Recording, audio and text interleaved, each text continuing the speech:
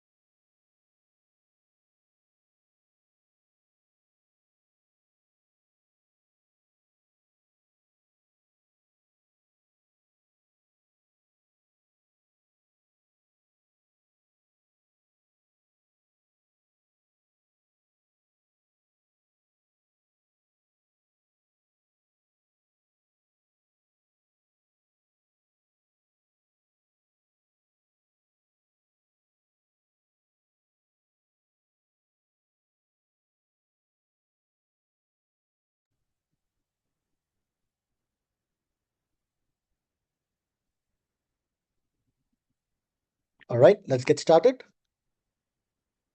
Very good afternoon, everyone. And thank you so much for taking the time to join us today. We are excited, in fact, super excited to host the session on a very timely and a relevant topic, which is implementing mass AI governance in the BFSI sector.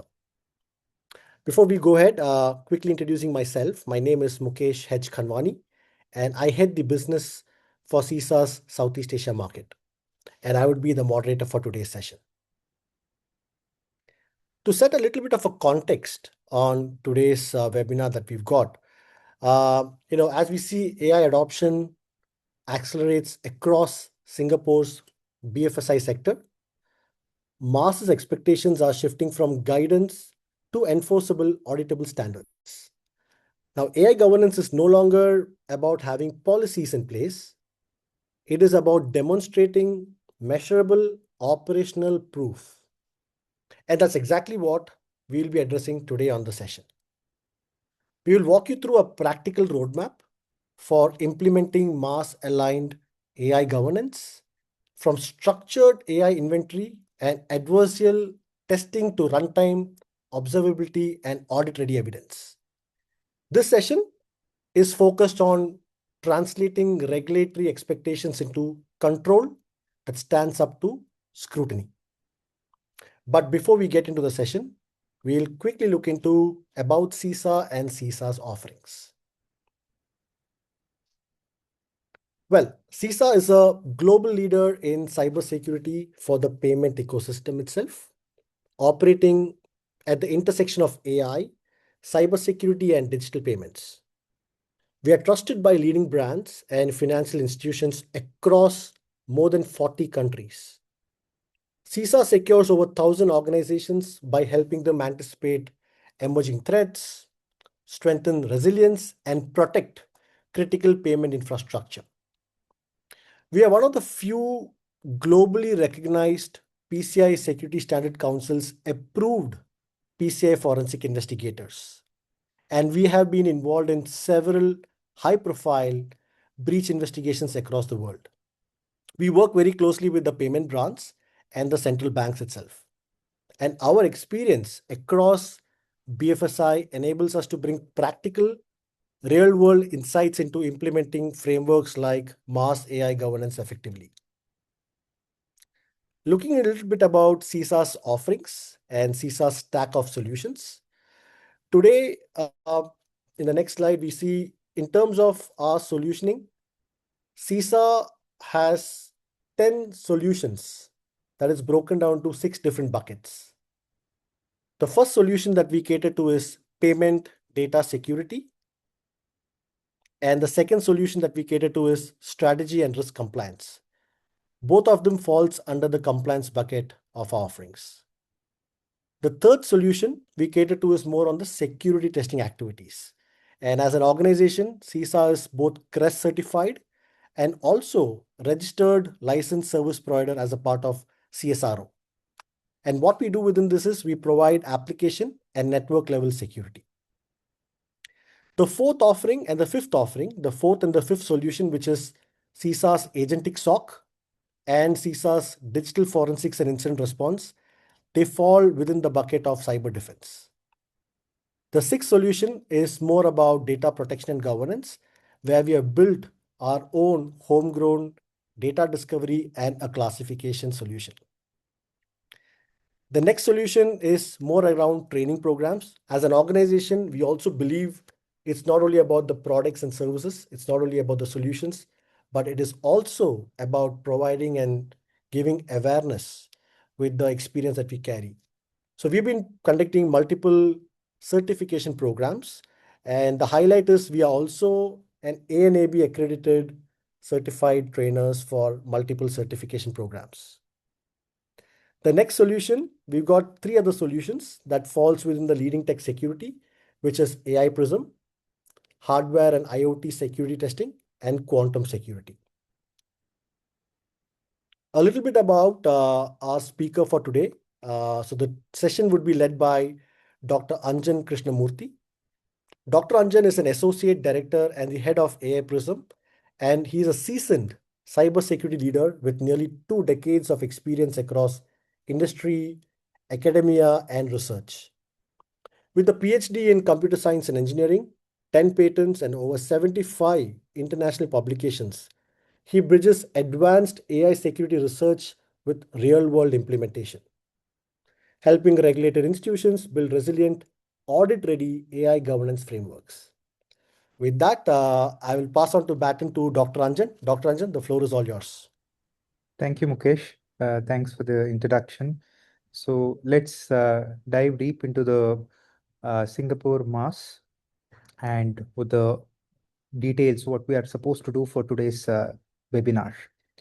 So before I look into it and before I basically look forward for the AI governance which the Singapore MAS which has published in the last year of 2025 November, there have been a lot of regulatory aspects which are basically being looked across, and the perspective and the thinking is largely looking at AI governance as a voluntary part of it.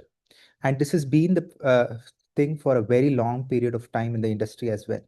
Selected few people were looking out for ISO 42001, and only their AI applications were a part of the audit of the entire 42001 journey, and which brings in the minimum set of controls of AI today. But today's landscape of a heavier adoption of AI, which is happening across the industry, has changed everything from regulations to standards. And that has brought in the mandatory AI assurance period, which looks out for how critical it is to look out for AI being used as responsible AI. Across the global framework in today's landscape, we have the EU AI Act, which has been enacted long back in 2024 and has been a regulatory framework there in EU region. And several other segments have been looking out for a similar kind of a governance. So the Monetary Authority of Singapore AI governance brings in itself a segment of AI principles and a self risk assessment portions, and as well as the technical risk assurance part of it, which introduces the binding and expectations for high risk AI applications, especially in BFSI part, which demands continuous assurance, demonstrable technical evidences, and fairness with respect to it. So voluntary compliance is no longer sufficient, and it's the entire phase shift is happening towards a mandatory AI assurance part. So when you look at the numbers in Singapore's own regulators that are publishing, and several which is very specific to Singapore region, 68% of the entire region is looking out for BFSI AI deployments in Singapore. and it lacks a formal AI risk assessment aligned to the FEED principles. Similarly, there are 3.4x time of the higher regulatory scrutiny, which is basically required for AI-driven credit and AML decisions, which are basically rule-based traditional models. 72% of these financial institutions have no token level audit trail capability or replaying of the AI decisions, which are basically made to provide as a potential evidence in front of a regulator. So the number speaks several things with respect to it. The inference being that the entire journey of the AI risk assessment, the AI assurance, the governance part of it is something that we need to start at before the time the mass becomes a complete regulations, maybe the end of this year. MAS is now assessing financial institutions which are technically governing and controlling AI applications and their AI policies as well. So when a governance basically comes into a picture, there are 90% of it is a technical implementation of it, especially dealing with AI. 10% of it is where you are looking out for a written policies and procedures which are basically required for the governance of what is required at the enterprise level.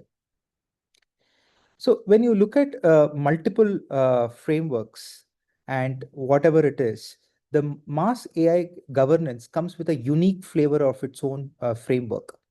It comes with the four important segments to look at the thematic area of the responsible AI.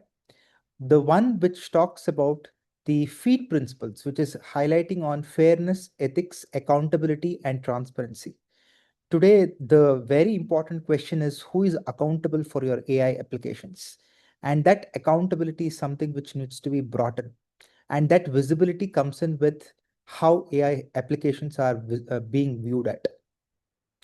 Similarly, the second question is the broader framework of the AI governance, the detailed principle covering the entire controls, the internal governance structures, human oversight, which is basically required because we are not at the super AI level.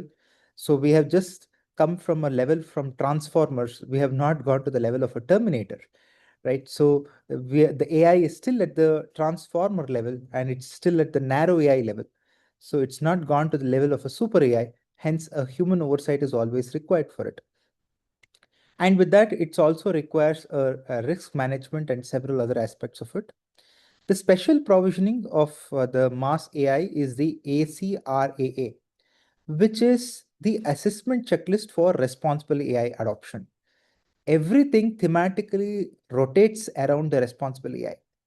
And it's a self-assigned, self-assessed tool for evaluating the entire AI governance with a very neat checklist, but that is being provided of how do you basically self-assess and understand where your AI application assessment is basically about. And the fourth pillar of the entire mass AI governance is the mass TRM guidelines, which is the technology risk management guidelines. So the entire governance is basically on the basis of the AI ML provisions and the inherent models which are basically engaged in the entire AI applications. What are their algorithmic accountability?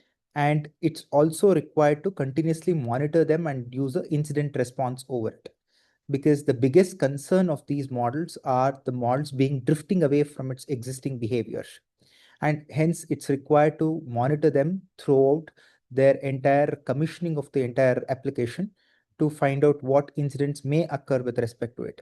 Given the fact that there are AI breaches which are happening in the last month, maybe the couple of ones which are like the Mercors, the McKinseys, and several others, it only indicates the point that AI vertical needs to be monitored as what we used to do for cybersecurity with SOC and several other aspects. So that also brings us to a very important point that the mass expectation is on the entire BFSI AI systems to demonstrate responsible AI. And these responsible AI aspects are something which are based on four important principles, which are fairness, ethics, accountability, and transparency.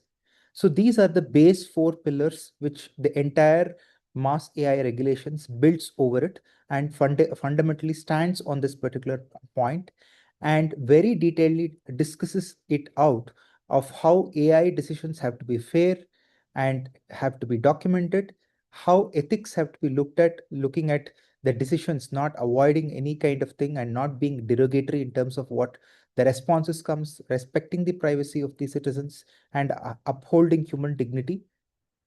Accountability is a very, very important uh, field to be considered, because today in AI, the ownership of the model is someone's, the model data is belonging to someone else, the application belongs to someone else. It is being stitched by an AI engineer. So the ownership is something which is very, very important at every stage of the entire AI pipeline, because AI is a complex supply chain comprising of data, model, and the application. And there are several sub modules and the sub stages which are there where the accountability matters to a larger extent, and who should be the ownership for every decision making and every module or every model which is engaged in the entire AI application. Transparency is very important. It basically talks about how customers and regulators are made aware of the AI decisions and how the AI decisions were basically brought about with a complete transparency of the entire AI decisions. And the model reasoning is something which is very, very important and demonstrable in this. The entire mass also looks out for a total governance of AI, which requires six important aspects of it, which are basically the article level obligations that are basically mentioned in mass draft and as well as published versions of it, which are the risk classification. How do you classify these risks? Conformity of self-assessments. How do you self-assess from the ACRAA checklist, and which are before development, and how these technical and policy levels are segregated and self-assessed with respect to it. Third is the adversarial robustness. Anything that is involving AI needs to be tested properly, and that testing proves how this AI system is going to be when it is actually commissioned. And this adversarial testing on the AI system brings about various risk scenarios, threat profiles, vulnerability maps, which can give a greater insight of what can go wrong with the AI applications. And that's where the security controls of the mass have to be brought in with a very clear risk assessment and a risk management system, which is continuous, iterative over the entire AI system lifecycle. And also, very important is the post deployment monitoring of the AI applications. Several segments of OECD.ai, which is a global AI observatory, also mentions about this, that continuous monitoring of AI applications is essential in order to look at drift of the application, performance, and as well as security related incidents on the AI applications. And as I mentioned, we have moved from we are in the age of transformers. We have not moved to the age of terminators, where AI itself takes decisions on certain things, or creates facts, uh, or creates knowledge, which level that we are looking at. The human oversight and training becomes very important. Every AI decisions have to be under the loop of the human, and it has to be looked at it, which requires the human in the loop to be AI literate, and also being able to understand how these decisions are being made, what are the escalation paths, how the override mechanism work, how does a model work, what kind of a model has been engaged, and the entire decision trail, which is basically required to understand its working.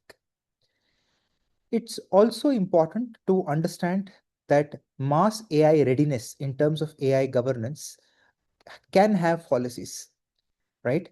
Many of them in the customer segment or the industry segment believe that, so I have 10 documents and the PDFs which are ready with me.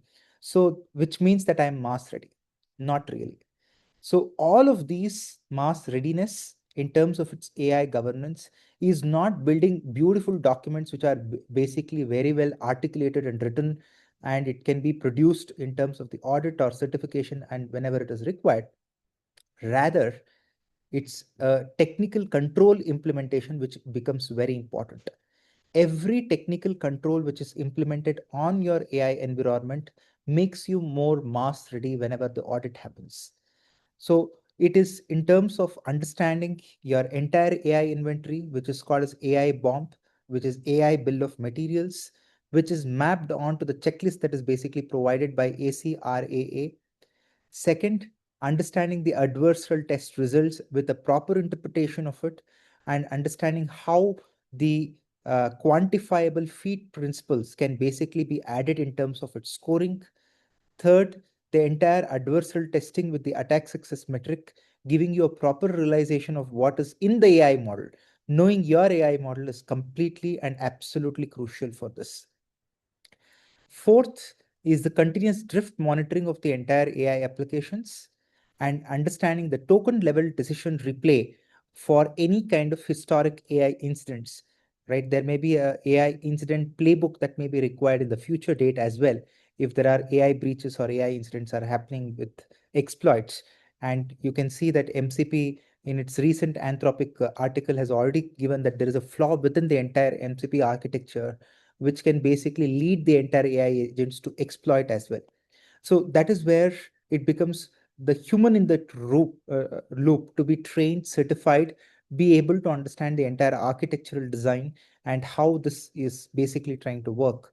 And the security of AI is something which is a very special aspect of it when we look at from a cybersecurity vertical. All these points, we were looking at deterministic cybersecurity, but now it becomes a probabilistic cybersecurity with AI coming into picture, because AI models are probabilistic in nature, and the way we need to bring security controls around it is completely different from how we were looking at the IT systems before. So with this, there are two important things that I want to talk about. One, there are four important questions that any institutions or organizations can't answer, right? Or should answer rather, because if you look at the entire, if someone asks you to show your complete AI system inventory, right, including the shadow AI, the third-party models which are involved, the embedded models in a core banking, and the agents that are required for it, the answer may be no. You don't have a visibility of the entire inventory part of it. So this is where the entire lack in the visibility of AI model comes in. Second, if an auditor question is something on show me the feed principles and the test results which are there, because these are metricized with a quantifiable metrics which are involved in each of these feed principles that can credit to your AI implementation.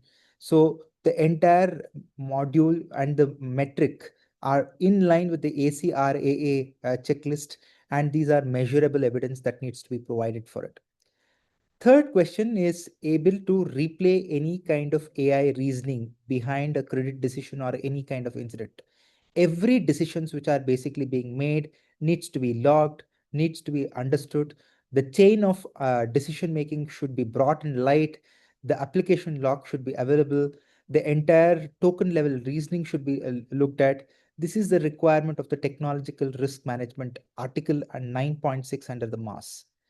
And who is personally accountable for everything that goes wrong in the AI? That is also something which is a part of the inventory and the entire accountability part, which the feed basically recommends that individual in within the organization be given a responsibility. It's not the committee or some kind of a reference. Every subsystem, every module of the entire AI application should have a responsible person named under it as what you've discovered as assets in this entire workflow. So the simple framework, which is the second thing that I'm trying to come across, is discover your AI assets, understand your AI assets, know your AI assets, and what are the risks that they basically come in. Basically, because you might have engaged a deprecated model, you might have engaged a deprecated packages, which may be by itself a risk for the entire AI application and maybe a threat in the coming days. So the complete inventory details of the entire AI application, knowing your model, knowing your agent, knowing what kind of APIs that are used, what data sets that are being used for it, is absolutely crucial, and the journey starts from this point. And that is where your accountability journey also starts with respect to it. Second, what we also emphasize is that after you know your entire AI assets, it becomes important to do a complete app PT testing or an adversarial testing part of it, which gives you the correct ideation of how this scoring and the metric principles, which the feed basically recommends, are scored, understood well with respect to it, and what are the high level, critical level, or high level, medium level, and low level vulnerabilities which have been basically discovered during this adversarial testing part of it.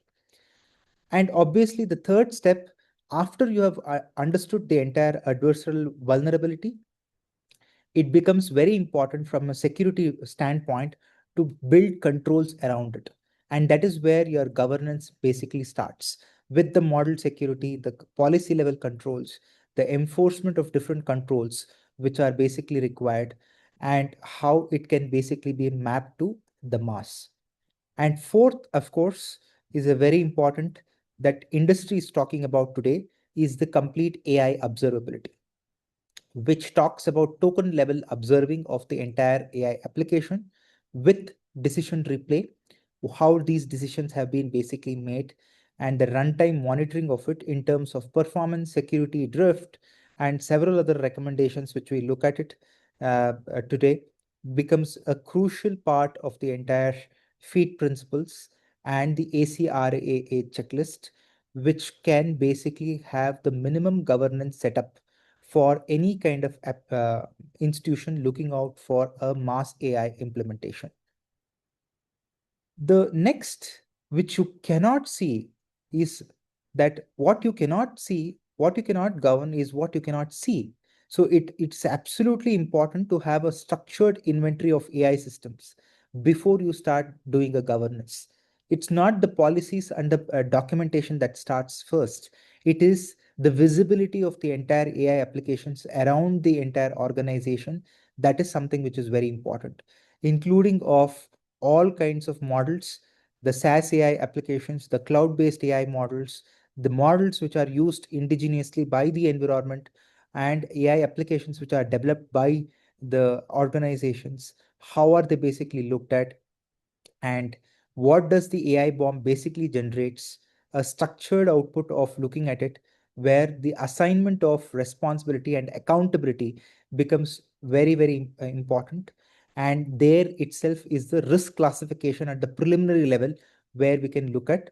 And also what matters is the entire data lineage, with gives a visibility of how data governance has to be established under the TRM principles, what is being provided by MAS, and several other third-party AI catalogs, which are basically looked out for cloud providers, fintech APIs, and several others, which are to be brought under this particular visibility with the API endpoints and several other aspects of it.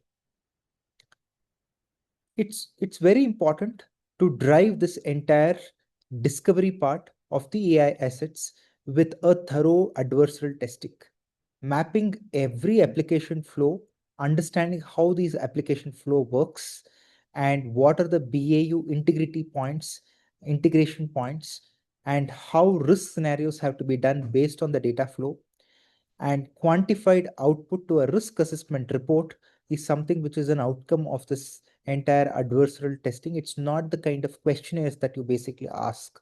And this adversarial testing should end with the meaningful scores and metrics, which can basically provide insights of what should be improved and what should the security controls be engaged based on the vulnerability map of that particular application at this particular point. So every technical controls are not the same for all kinds of applications. So you cannot uniformly apply all technical controls across the spectrum and say that these are the technical controls that I'm going to implement for my AI application. So every application, the mapping of the control is different, right? For example, if I take a AI conversational chatbot, the kind of control that may be looked at, one or two controls, maybe the prompt controls and the input filtering part of it, rate limiting of the entire applications, So several restrictions around it in terms of not being able to use a Unicode character or not being able to use base 64 encoded characters, limit the attack surface at the entry point itself, because every application that you interact in AI are prompt-based inputs. And these prompt-based inputs have to be properly sanitized for a conversational chat agent like this. Something like an agentic AI with a chatbot, the security control for it is completely different from what you are looking at. You need to go one level advanced onto it and add an LLM firewall or a guardrail layer around the particular application, which keeps monitoring as per the policy engine what you have developed and blocks all kinds of prompt injections over a period of time, and does an enforcement task actively or proactively rather on that particular applications at all point of time. Third, and applications which are basically involving open source models, something like the edge AI or any other kind of models, or an agentic AI with an open source models being involved in it, requires the model to be hardened, a secure fine tuning to be done on it, a layer specific fine tuning to be done. That is a security control that you need to bring at the model level security for it. And obviously, any model which is basically being used for an AI application, the thorough backdoor scanning of it to be looked at, because majority of these open source models which comes in may have a backdoor attached to these pickle files or the PTH files or the TensorFlow files, which may tamper your entire supply chain of the AI itself. And that's where any flagging of a backdoor which is basically being detected, compromised, should be taken out and not to be used or integrated with the enterprise AI applications. So what's very important is that once when your application is live, post deployed, it has to be live monitored. The reason why it needs to be monitored is Mask asks you for replaying your AI credit decisions or any kind of AI decisions from the last 30 days and how this decision was made. And these decisions have to be made not just by keeping the application locks intact. The application locks will be meaningless in kind of an AI application that we are looking at. But rather, what is required to be done for decision replay and an explainability is to observe the AI application at token level. Because most of these AI applications, the entire interaction is at the token level, right? Because you are talking about a transformer which is talking in terms of tokens and embedded symbols. So every token, what is being communicated in the AI pipeline and how these communications are looking at, there are signed off behavioral baseline aspects which need to be looked at. And this requires a continuous logging of the prompts which are being used and the data that is entering into the model, and as well as how these tests have been done and how these decisions have been arrived at. Every single part of it has to be looked at. You can't say that AI is a black box. It has to be made a white box at this particular point with all these observability and the monitoring part of it, which critically brings out the entire behavioral aspect of the entire application itself. And very important is to look at how every technical controls what you play in or place in for this particular application maps to your mass TRM, right? The controls which are provided are maybe with the minimal set of controls which the mass AI provides, but you can go beyond that as well. Nobody restricts you not to implement them. That makes your application much more responsible and also trustworthy in terms of the AI applications, what you are trying to unfold for the entire environment. So these are the technical evidences that are basically required, are the controls and how they basically map onto the mass TRM, and why is it becoming very important in terms of mapping it in terms of the mass TRM also. So every control is a simplistic control which is required and a minimum baseline control that needs to be established for any kind of AI application. Even the ISO 42001 similarly talks on the same lines as well. So your model has now passed validations at the last, and what is it doing right now? You don't have a visibility. And that's where monitoring of the AI application becomes crucial. What does monitoring of the AI application mean? So it's not that you have done a testing of the model, everything is fine. Now it is in a proper shape. I have just integrated with the application. It requires the entire AI application involving the data pipeline, the model, the application library, everything to be continuously monitored, every element to be monitored. And this overall will help you in understanding the decision making and the explainability part of the AI whenever you are trying to deal with the fairness part of it. The biggest concern in the AI applications today is whenever a new data pipeline is plugged in, the model and the application deviates. The fairness scores gets degraded. The upstream model changes happens. There is a point of an adversarial evolution which can happen for it where it creates a threat for the entire AI application. There may be agentic scope creep where the agentic scope has unauthorized and over permissioned tools which it can basically call. And this is a growing risk in the agentic plane today. And we do not know what kind of a tools it is trying to call, what MCP calls that are being made, what is being onboarded. There is a complete lack of visibility in this particular sense. And that is where overall looking at the observability of the AI application and monitoring of it becomes very, very crucial. And any deviation in the input response, output response, the system prompts which are basically used in the AI applications have to be properly calibrated, metricized, and understood of what level of deviation is basically being looked at in this particular AI application. So every technical evidence, what you present to mass is very important. I am reiterating this particular point because it maps onto several different pillars of mass AI, including the feat accountability and as well as the transparency part of what the sections which are basically mentioned, and the technological perspective, what is being mentioned under the Singapore TRM part of it. And every runtime monitoring of it, why is it required and how is it required to be done.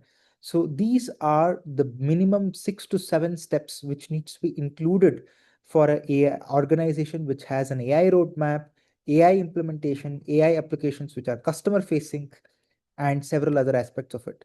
And these are the technical evidences which you are required to present to the mass as well, which are the core 7 technical artifacts that needs to be presented out there for the mass AI governance implementation.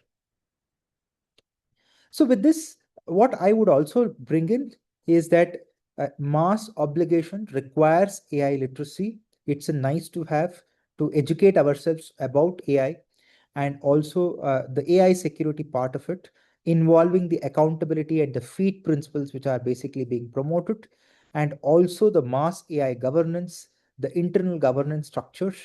If you're interested, we have a 90-minute micro certification sessions which talks about the AI security essentials and how this journey should be done. And as indicated earlier by Mukesh, we have a ANAB accredited course which is on certified security professionals in AI, which is the world's first ANAB accredited course. The QR code itself has a lot of links to it, which you can scroll and have a look at it. So at the very implementation perspective, you need to have a 8-week implementation roadmap, which talks about these 4 important layers, mapping to 7 core evidences that is required for Singapore AI Mass, which is the discover, test, govern, and monitor, which is a very important step under the AI applications.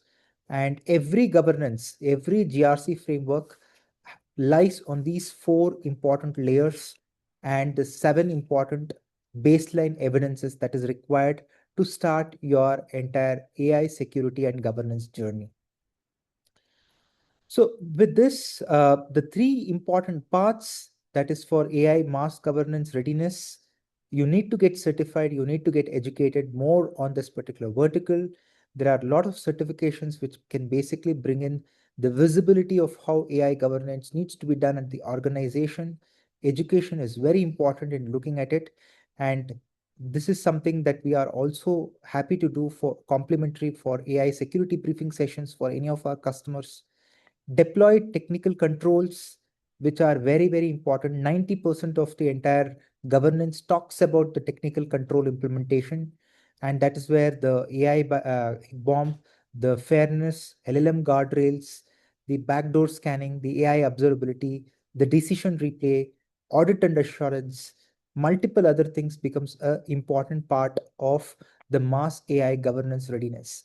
Literacy, technical control, audit and assurance are the three important paths with respect to how the AI governance needs to be brought with respect to the mass AI readiness part of it.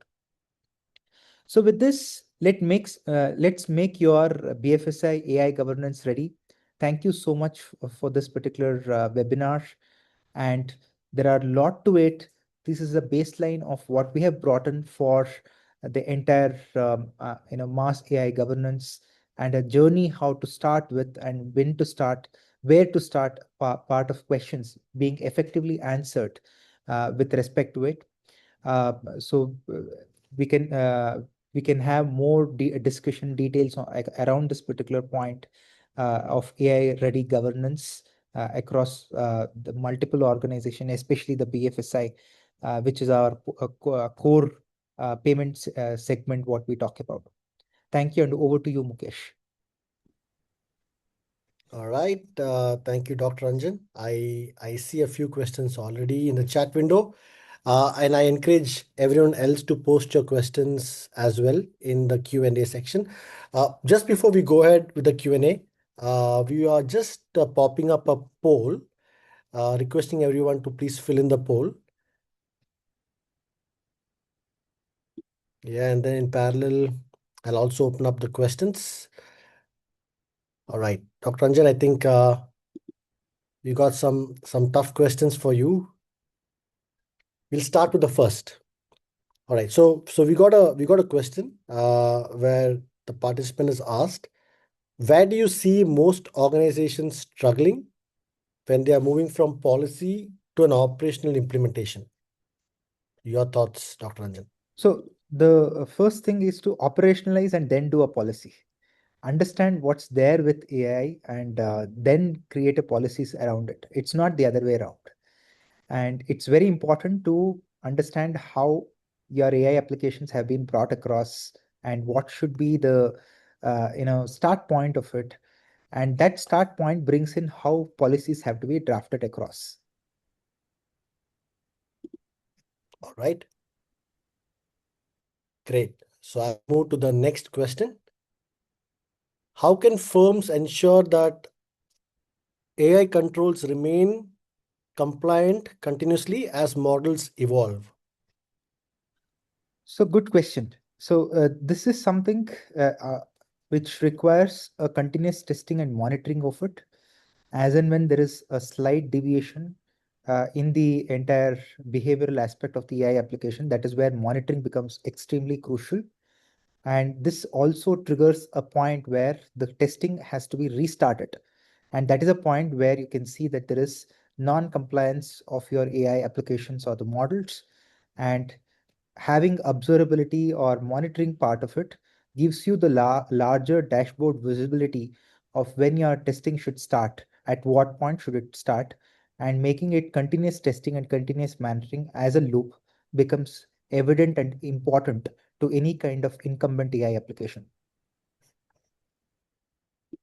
All right, great. I hope that answered the question. Team, we are encouraging everyone to post more questions. While Dr. Anjan, you got a couple of more I see here in the chat window. The next question is, if an organization is just a startup and starting off, what would be the first few steps to build a mass aligned AI governance framework? So if the organization is starting its journey on AI, the best way to do it is know your AI first. Understand what AI are you trying to build in. Are you building a conversational chatbot? Are you building any kind of application? Knowing your AI applications, what packages are involved, what tools are involved, what software packages have been engaged. What is your target audience? Is it a customer facing or an internal facing application that you are looking at? Who is your Mhm. cloud provider? And is it a SaaS AI application that you're looking at? So several categories of AI applications comes into picture. And based on the category of AI application is how you have to make your governance map ready for it with the AI bomb, which is the AI bill of materials made available for that particular applications. Got it. All right. I mean, just a question from my end, Dr. Anjan, from your perspective, right?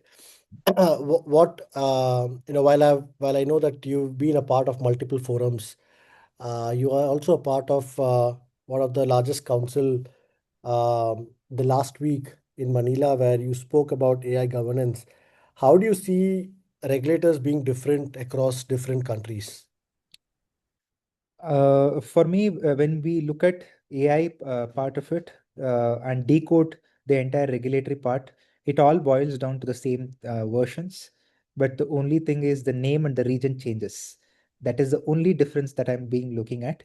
But globally, luckily, because of the OECD.ai initiatives, it has brought down all of these responsible AI technical controls and the regulations same across the globe, Mhm. and everybody is either using a subset or a superset across that particular OECD.ai controls and the governance which is basically mentioned, and more or less all the governance talks about the same.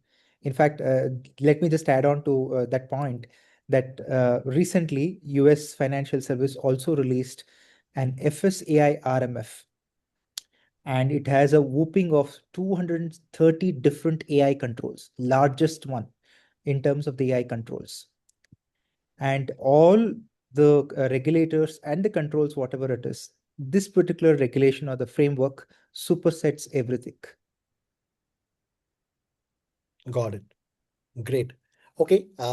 Moving back to the questions from the audience. So there's another question uh, wherein the audience is asked, any audit firm that is qualified to conduct whether a system meets mass regulations and requirements?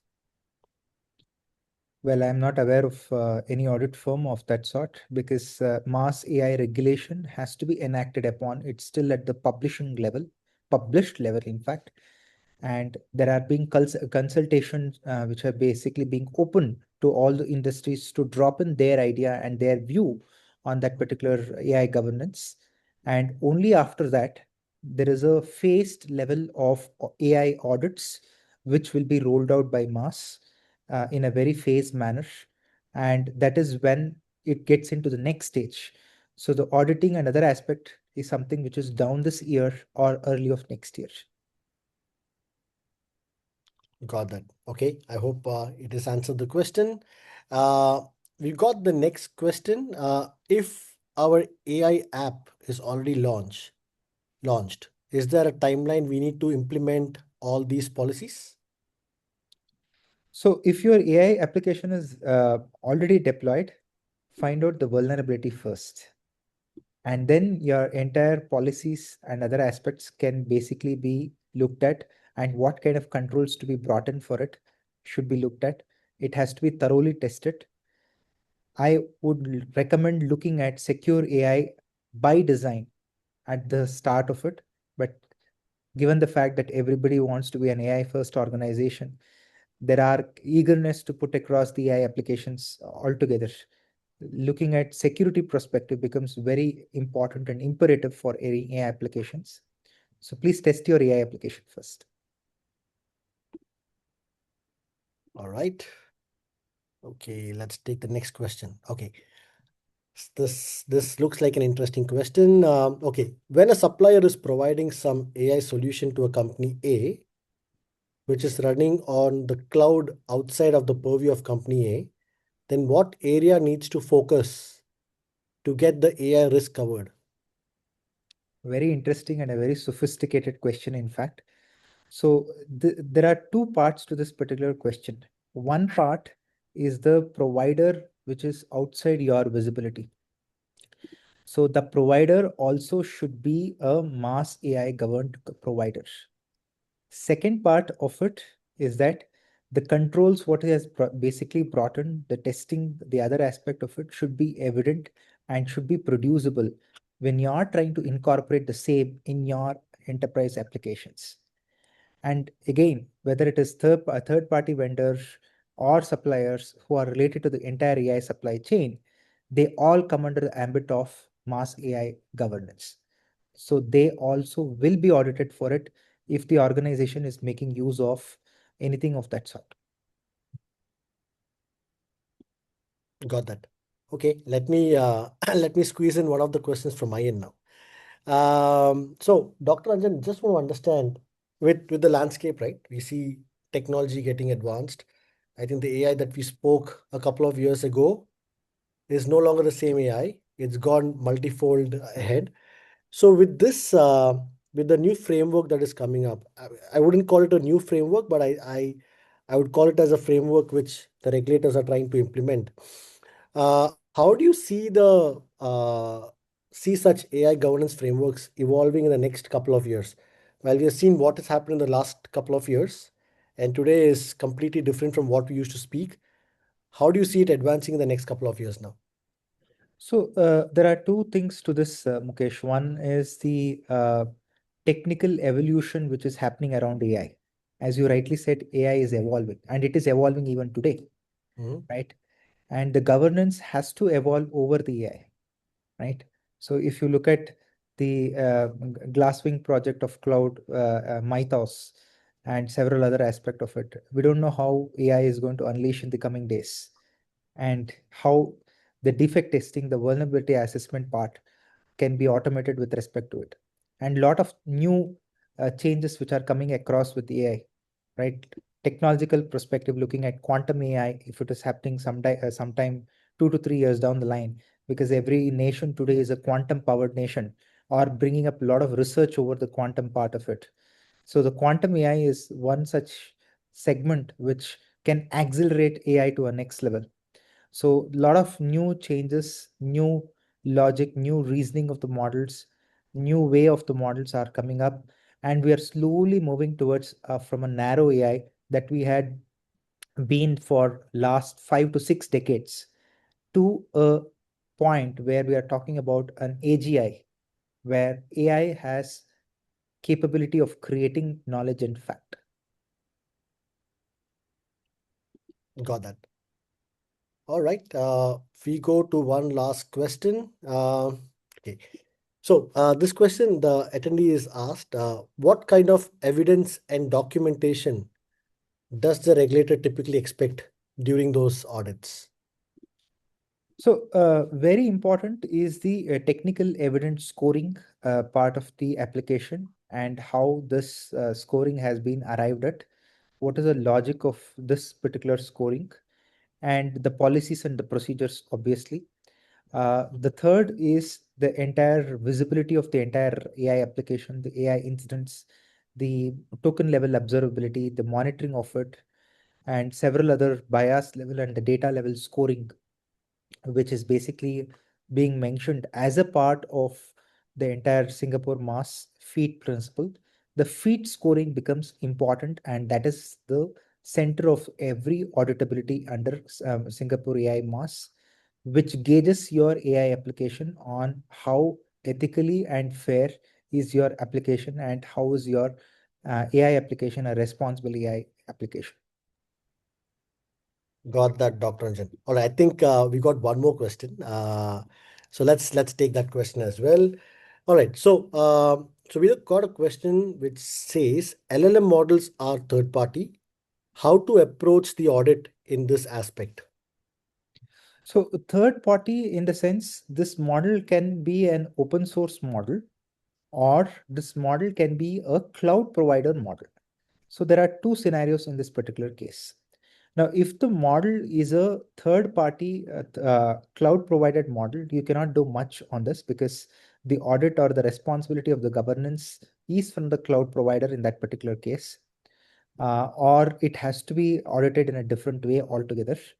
But let's say that these models are from open source models, then the model have to be brought with their model weights for a proper audit, and understanding their entire tensor layers and the transformer layers, to understand the level of different metrics in terms of its vulnerability and other aspects.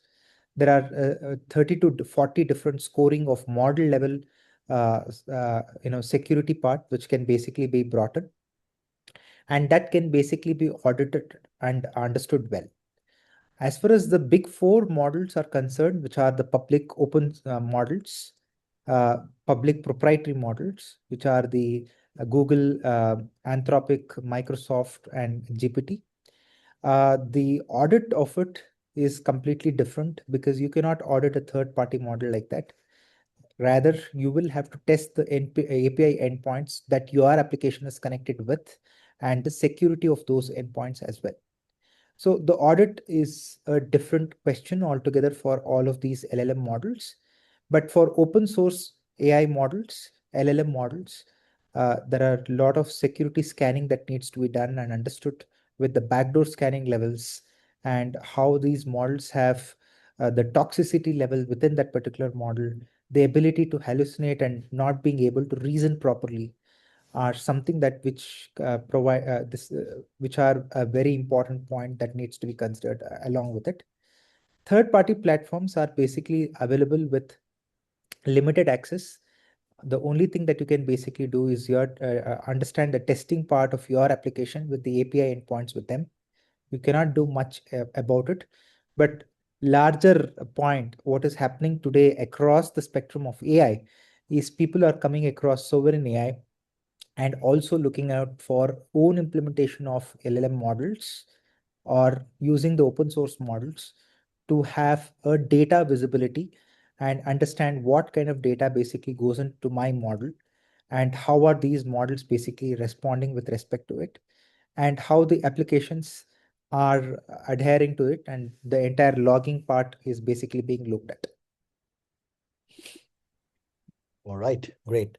I guess you have covered the questions. Well, we are just on time, so we'll wrap up here. Thank you, everyone. Thank you, everyone, for joining us today and for being such a great and engaging audience. We hope the session got you a lot of insights. And of course, you'll be able to implement it very well in your organization as well.